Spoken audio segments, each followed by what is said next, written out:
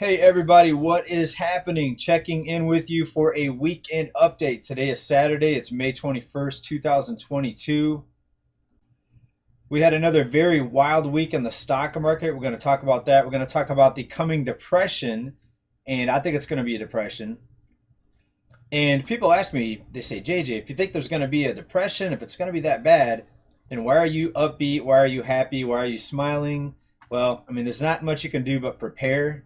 Um, Sitting there stressing and getting anxiety over this, it's not going to change anything. And I've tried to use that approach in life. I mean, if you sit there stressed out, worried all the time, it's not going to change anything, right? You could be worried until you're blue in the face and curl up in a ball and just try to maybe scream, stomp your feet. It's not going to change it, right? What you need to do is preserve your energy and your sanity for getting prepared for what's coming. Now, a lot of people choose to move out to the country and get farmland so they can grow their own food and be off grid. I mean, there's our people that out there that do that extreme type of thing, almost like an Amish type of thing. And some people are saying that the Amish may be the only people that's going to survive what's coming when you look at all the shortages, the rising costs.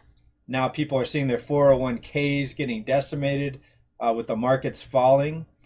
So let's start right there. Let's start with the markets. We're going to talk about who is saying also that there's going to be a Great Depression 2.0, as some are calling it. And you notice I haven't shaved, so I'll probably not keep my face on here for much of this video because it's starting to look pretty nasty. And I know that many of you remind me from time to time. They say, hey, JJ, if you wear a tie, if you get a better background, get away from the brick wall, you'll get a lot more views. Probably, I understand.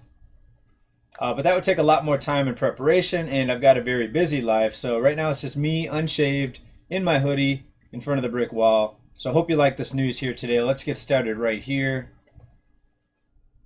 Well, some people are predicting not so much a depression, but a massive recession. Jeremy Grantham, stocks will plummet, predicts a near-term recession, sounds the alarm on a super bubble in a new interview. And here's just a couple quick quotes from this article from Jeremy Grantham. Quote, we should be in some sort of recession very quickly, and profit margins from a real peak have a long way that they can decline. Another quote from Grantham, quote, we're really messing with all of the assets, and this has turned out historically to be very dangerous. So what is he talking about here? We're messing with the assets. Well, we've blown up these enormous asset bubbles in housing and stocks, and now what blew the bubbles up is being reversed.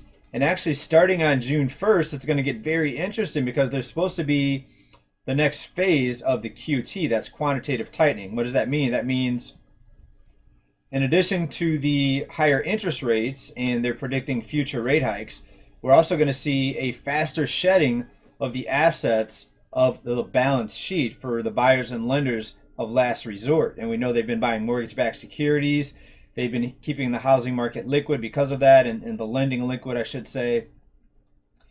Taking all the risk away from the banks by buying all these bundles of loans, and therefore the banks can just keep lending out money nonstop without having to worry about the borrower defaulting at some point or losing their you-know-what in case of a market downturn. Well, now that's being slowed down, and it's going to be reversed starting June 1st. Take a look at what's going to happen. And if what they're saying is correct, if they actually carry out what they plan on carrying out, you're going to see a lot more pain in the markets, including the stock market, and we should see some effect on housing if they carry it out. Let's take a look. Now, to see what's going to happen starting in June, or what they're saying is going to happen, let's look at this Reuters article. The Fed's new QT plan takes shape. And if this is carried out like it's explained to us, expect a lot more downside in the stock market. Now, if we go back, we know that they talked about stopping the asset purchases in March. Now, that didn't happen. They did do a big slowdown, though, in purchase assets or purchases of assets. But now they're talking about tightening starting on June 1st. And what they're telling us here is that by September, they will be cutting $95 billion a month from its holdings, split between $60 billion of treasuries and $35 billion of mortgage-backed securities each and every month. And that's actually double, about double the maximum pace that we saw, which was 50 billion a month during the 2017 to 2019 cycle.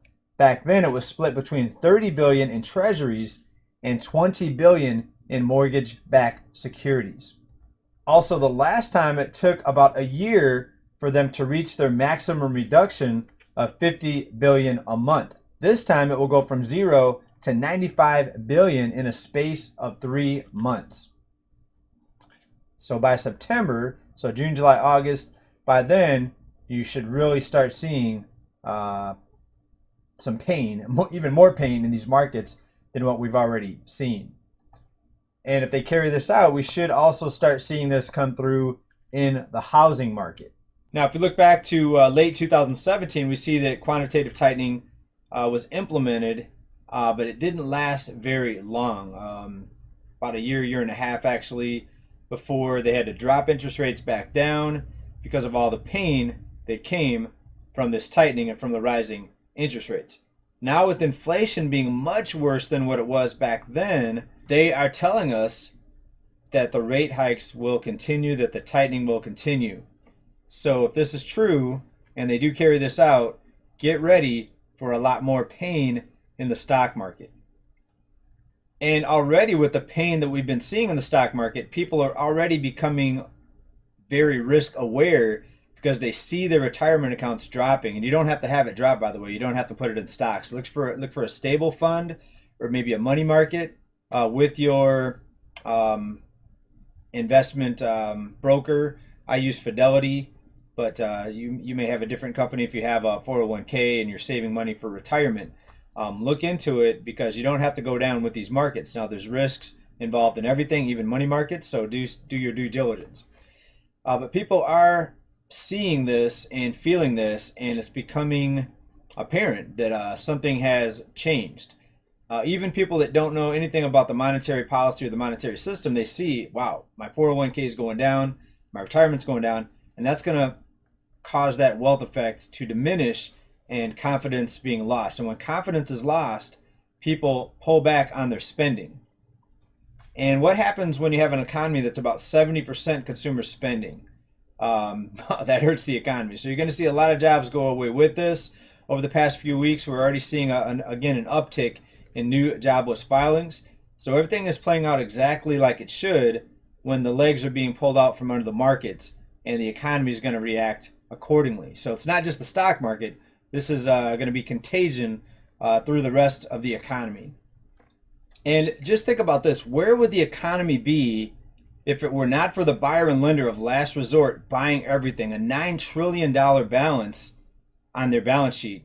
That should tell you all you need to know about what's happening with the economy. And many people out there, and myself included, are basically coming to the conclusion that if it were not for all of the backing and all the propping and the purchasing of these assets, securities, etc., that we would already be in a massive recession / Great Depression. Now combine on top of this with the decline in the markets, the rising food prices, the rising cost of living, and you're going to see carnage unfold continuous here this year. And we've never seen them backed in a corner like this where inflation is running so crazy that they have to raise rates to offset that, and combine that they blew up massive bubbles. Now they're pulling the legs out from under this to fight inflation. So it's going to get very interesting. Some people say that's the understatement of the year. People say it's going to get downright frightening and downright dangerous when you start seeing all this unfold. And I don't think it's going to be that noticeable to the general population. Or I should say, I don't think the cause is going to be that noticeable. I think people are just going to go ahead and find something else to blame. They'll find some outrage to get upset about, and you're probably going to see chaos unfold, especially in the larger cities. So be careful if you're living near or around a larger city, because when people get hungry and desperate, you're in more danger, simply put. Now let's go back just a couple years ago, and this article Out of Time basically telling us what we need to know. The next global depression is coming, and optimism won't slow it down. So back to what we talked about at the beginning. Yes, it's good to be optimistic. It's good to smile and have fun and not stress yourself out, not be full of anxiety and worry. Um, but on the other hand, being overly optimistic is not going to really change it either. So you don't want to stress out, be miserable. But being overly optimistic is actually just as dangerous and probably even more dangerous, because if you're overly optimistic and you're just thinking, okay, everything's going to be fine, I'm just going to hope for the best and not prepare, well, that's even worse than worrying too much. I mean, maybe. But there's a part out of this that I want to read you. Now, generally, I don't read much out of Time, the magazine or the online um, version of Time. But it says here, a depression is not a period of uninterrupted economic contraction. There can be periods of temporary progress within it that create the appearance of a recovery. So what have we been seeing? We've been seeing an appearance of a recovery with all the support, the money printing, the cancellation of loans, the forgiveness, the utility bill freezes, the pause in the loan payments for student loans and other types of loans, the sending out of stimulus checks, and that made things temporarily appear like they were getting better.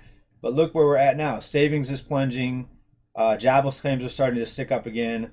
The markets are dropping, but yet inflation's still rising. So even though chaos is unfolding, they still are not unfolding it. They're still not fighting it fast enough to stop the cost of living from going even higher. All right, bottom line is hold on to your wallets, because it's going to get a lot crazier. We're going to see what's happened starting on June 1st. Today's the 21st. We're only about, 10 days away. So it's going to get very interesting. Will they continue to pull the legs out from these markets in order to fight these rising costs? We'll have to see, but prepare yourself accordingly. Thank you, everybody, for watching. Big love. Peace.